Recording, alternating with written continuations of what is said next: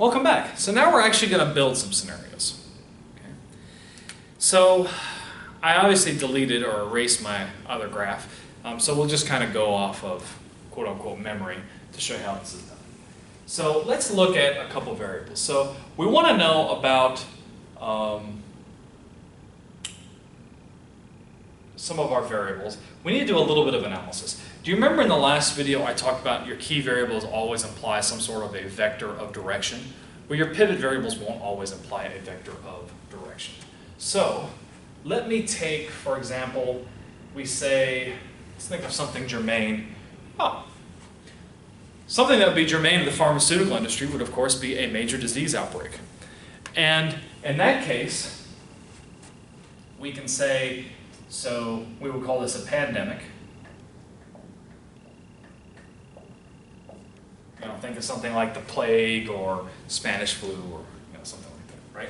So we're kind of looking at, I don't know, variable 7, just for the sake of argument, okay? And so we kind of assign subvariables here. So we say variable 7a, variable 7b, and variable 7c. Variable 7a could be that within the next 30 years, because that's our time horizon, there will not be a major pandemic. Variable 7b could be yes, but there'd be a small pandemic. And 7b would be yes, but there's a small pandemic. And variable 7c would be there is a, huge pandemic in the next 30 years, right? So it's no pandemic at all, a small pandemic, or a very large pandemic, for example. Your key variables typically will already have that vector of direction in there because they're implied. They're very obvious things. People are going to get old. It's not like people are going to get younger or people are going to stay the exact same age on average. That probably won't happen. It seems to be a general demographic trend that the population on average is getting old. Okay. Let's say that we don't know much about the effectiveness of our drugs. Okay.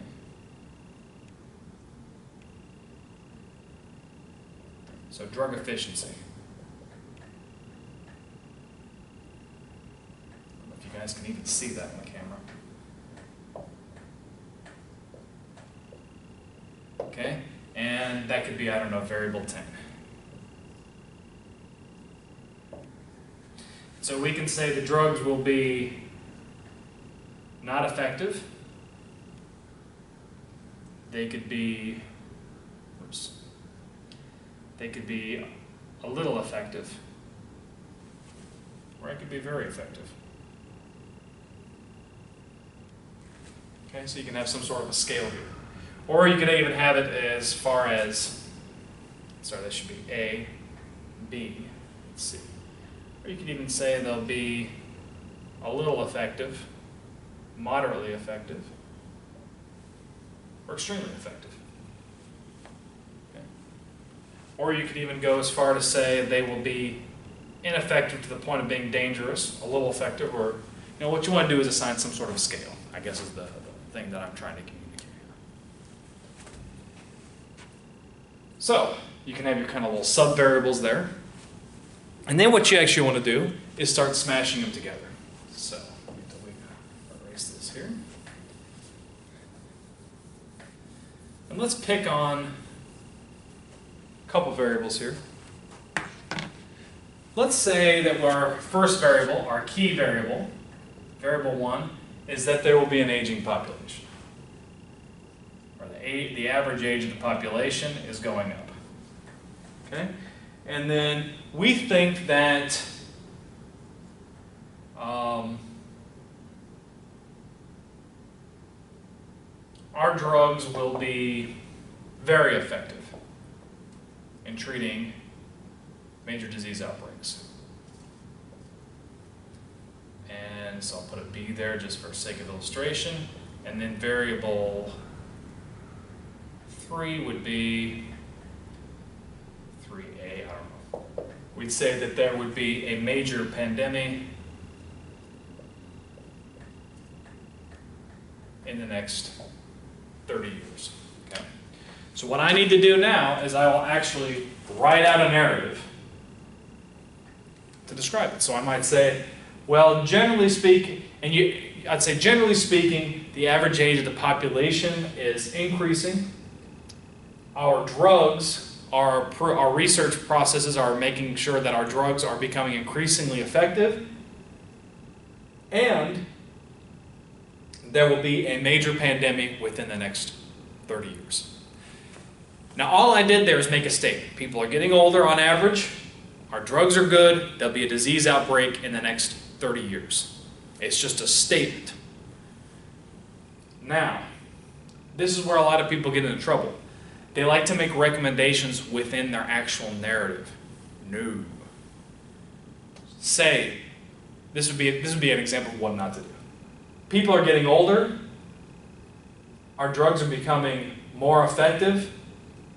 And we should continue researching on those drugs because of a major pandemic in the next 30 years. When you use things like words like should, must, ought to in your narrative, you know that you've made a recommendation. You don't want to put those kinds of words in. Okay? So people are getting older, our drugs are increasing in efficiency, and there'll be a major pandemic in the next 30 years. Now, alternatively, you can mix and match these, right? So I just did variable 1, 2, and 3, but we could actually mix up the order a little bit. So we could start by saying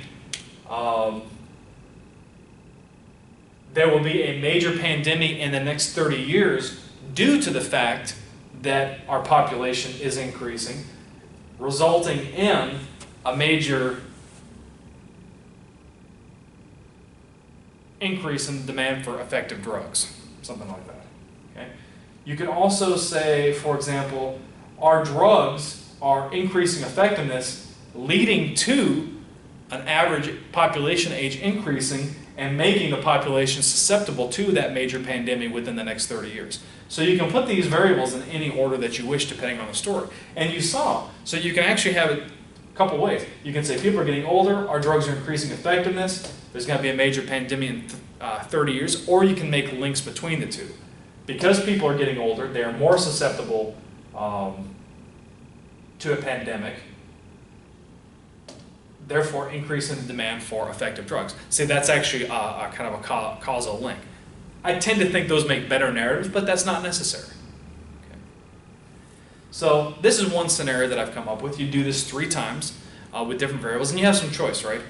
You could take the same 3 variables and mix and match them. So you could say people are getting older, our drugs are only going to be a little more effective, and there won't be a pandemic at all in the next 30 years. So you can take the same pivot variables and choose different subvariables across the different scales so that you're kind of betting big on a specific scenario, or you can just totally choose new variables, variable 5 or 6, one of these variables that I didn't list up here, however you wish to do it. Make sure, though, you actually do the narrative just like I did. Make sure you actually write them out. After you've done your 3, of course, you want to come up with one that you think is the most likely to occur, and you want to come up with some sort of a recommendation. The recommendation is where you get to say should, could, would, ought to. And so you can say what you think ought to be done about this problem. So let me give an example here. Okay? As the population is getting older, it is becoming more susceptible to a major pandemic in the next 30 years, and due to research improvements, our drugs are becoming more effective. Okay? That's just a statement. Now let me come up with a recommendation. Because of everything I just said there, because of the fact that people are getting older, because there's going to be a pandemic, and because there's going to be, our drugs are showing to be more and more effective due to research advances, I would recommend to you, boss, that we stockpile drugs so when that pandemic hits, we will be uniquely suited to treat all the sick old people. Okay?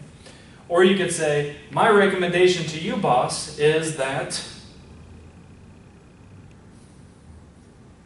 It's always hard to come up with a great recommendation, sometimes on the fly.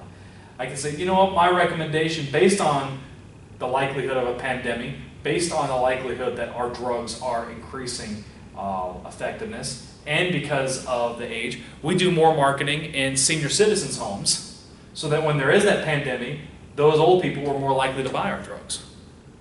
Very different recommendation. So you can kind of make different recommendations off there. But your recommendation should try to address some of the ambiguity caused by the pivots. You can't do anything about the fact that people are getting older. I mean, you can tell your boss, I think that, I don't know. I mean, you could think of some unethical things to do about this one, but I wouldn't recommend doing it. Focus on things that, give them control over the ambiguity of the future. That's what you want to do right here. Yeah. So, a couple kind of concluding thoughts before I turn you loose to the examples that I did with the exec ed group.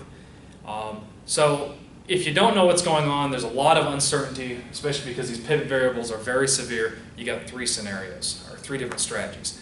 Bet big on a desired scenario. You know what? Because our drugs are so effective and we know there's going to be a pandemic, let's just mass produce as many drugs and stockpile them as possible. Okay? That's one approach. Of course, you could be unethical and say, since we know that there's going to be a massive pandemic coming up, we could try to accelerate that pandemic. But then, of course, that's unethical, and I would advise against that, but that's an example of making it happen. Okay? Make a strong decision. Okay? Let's just go ahead and produce a great marketing campaign to let people know that our drugs are effective. Or you can kind of bet on a variety of scenarios. Okay? Wait a little bit, revise your bets, come up with new scenarios, and that's okay too.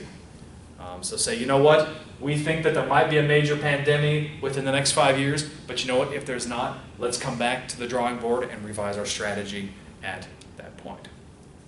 So great. So you also have in this module 2 examples of my doing kind of more scenario building with some of the exec ed students to kind of give you a feel for how these scenarios are being built. And I hope you've enjoyed this. Scenario building is something that I find a lot of fun, and I'm looking forward to seeing you next time.